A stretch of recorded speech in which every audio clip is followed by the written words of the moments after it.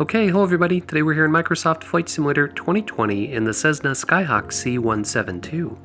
We have a 71 nautical mile flight from Delta Alpha Bravo Daytona Beach International to Foxtrot Delta 48 Deep Forest.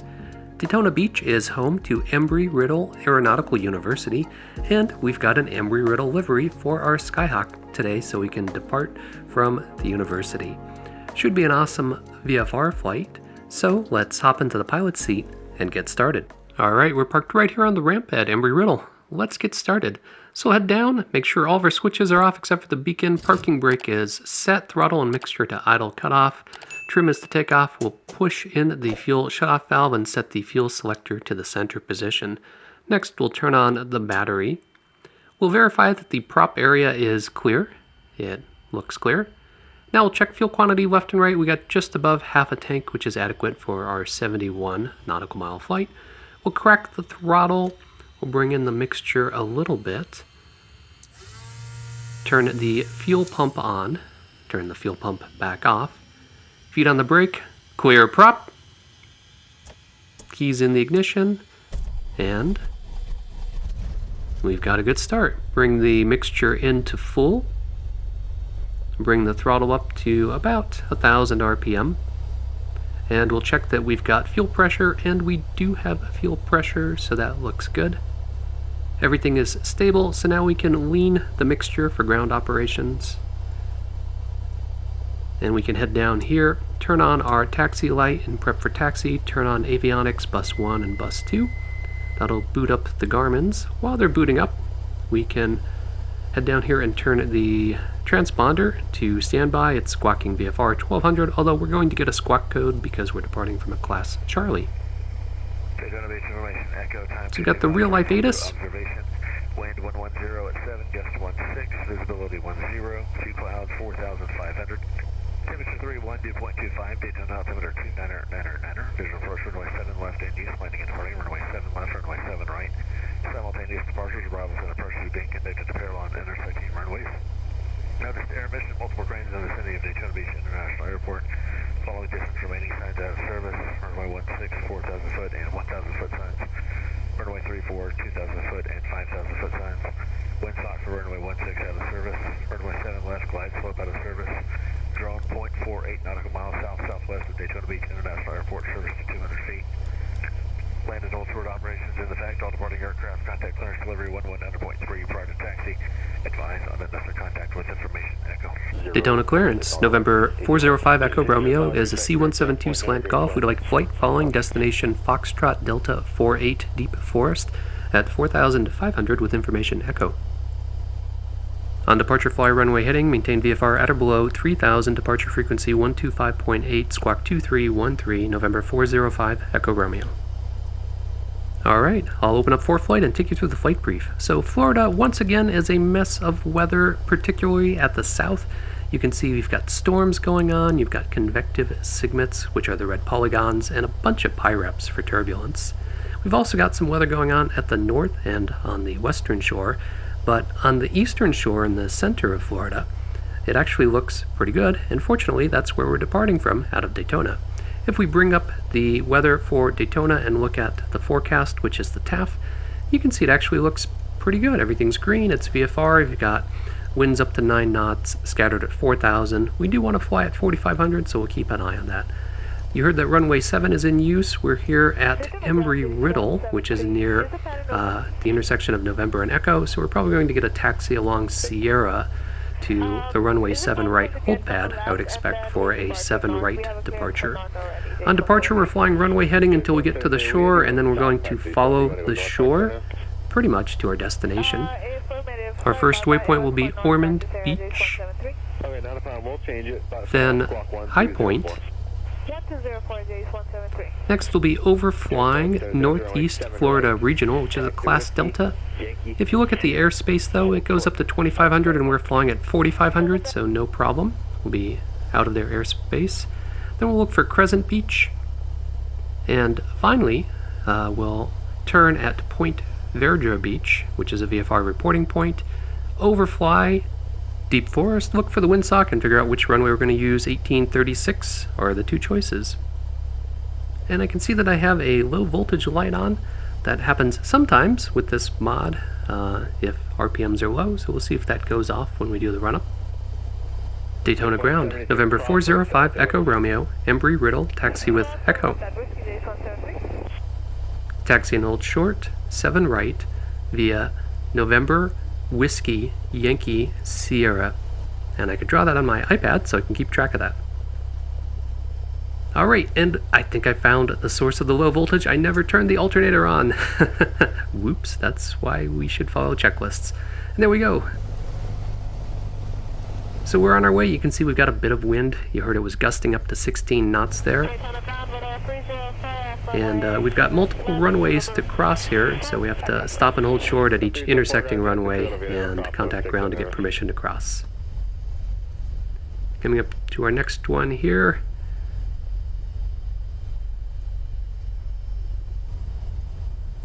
And check out the taxi sign.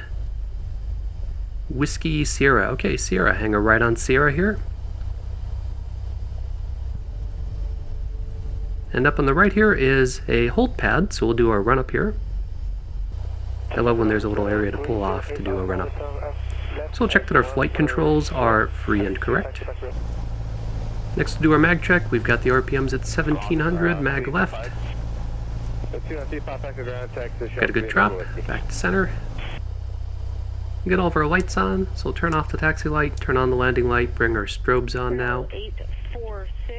Everything looks clear, let's contact tower. Daytona Tower, November 405 Echo Romeo, holding short, runway 7 left. Cleared for takeoff, runway 7 left, November 405 Echo Romeo. Alright, game on.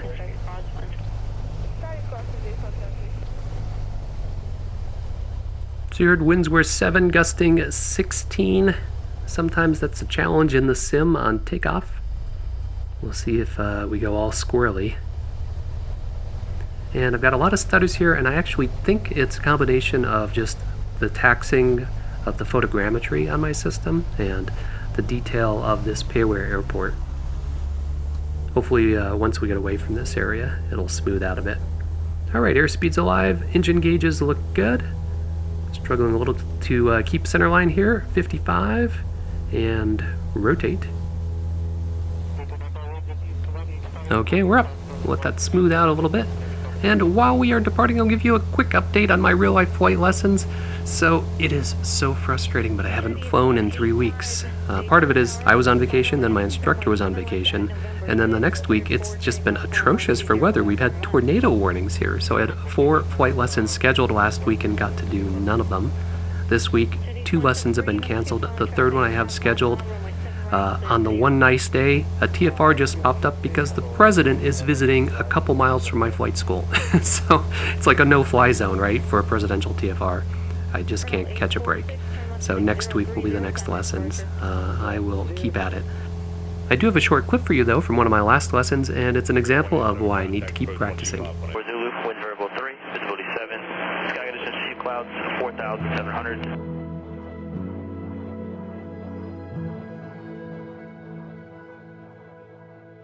Valley traffic, 471, departing runway 7, Wyoming Valley. Alright, lined up, and here we go. You'll see it starts full up, a little more nose up, get that nose wheel off. There you go. And then as you build, you want to bring it forward. A little more, and you'll notice it'll pop up real nice. See that? And then just push the nose down. 60. And we're going for 70 for this guy. Keep it down for 70. There's our 70, and pop up. There you go. You see how if you gradually kind of bring the nose forward? 5 miles to the southwest, inbound for the upwind 7 Valley. Okay.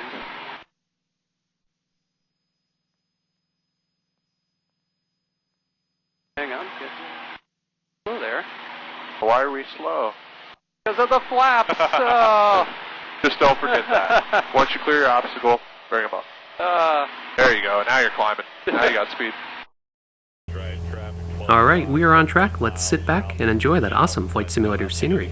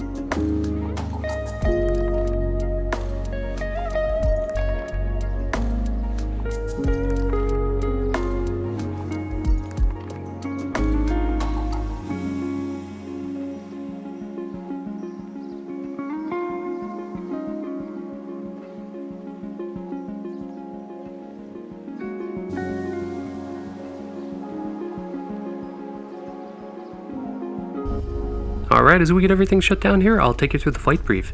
So it was a lot of fun having the matching livery for Embry-Riddle's flight school at Daytona. We had an awesome scenic sunset flight with some real-world weather to deal with, and we had a night landing. You may have noticed on my night landing that I was coming in a bit high, and that is one of the real-life challenges of night landing, in that there's a lot of illusions, it's hard to see the ground, and it's harder to judge your height than it is when you can clearly see everything. So I like that that was accurate in the sim. I hope you enjoy realistic general aviation flying like this. If you do, be sure to click that like button, leave me a comment, and don't forget to subscribe. Thanks, as always, for flying along with me, and stay tuned for further flight adventures.